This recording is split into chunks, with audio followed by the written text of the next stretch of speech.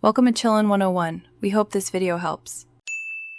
You start by inspecting the lightning connector closely with a magnifier to see bent pins, fuzz, or corrosion. This gives you the roadmap. Use a fine-tip screwdriver to gently open or unclip the outer shell if repairable, and have isopropyl 90% and cotton swabs ready to clean contacts. Once done, remove any visible debris with a soft brush.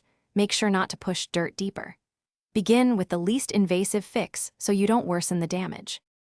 You now focus on contact surfaces. Dip a cotton swab in isopropyl and carefully clean each pin and the housing because residue causes intermittent connections. If pins are bent, use a plastic probe or wooden toothpick to nudge them back into alignment. Do this incrementally so you avoid snapping a pin. Once aligned and dry, insert the cable slowly to test tactile fit and electrical contact, and repeat cleaning if you still feel resistance. Make adjustments until insertion is smooth and stable.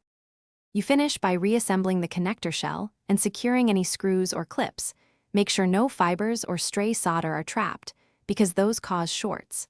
Then test charging and data transfer on at least 2 cables and 1 device to confirm a reliable repair, as intermittent faults show on only one combination.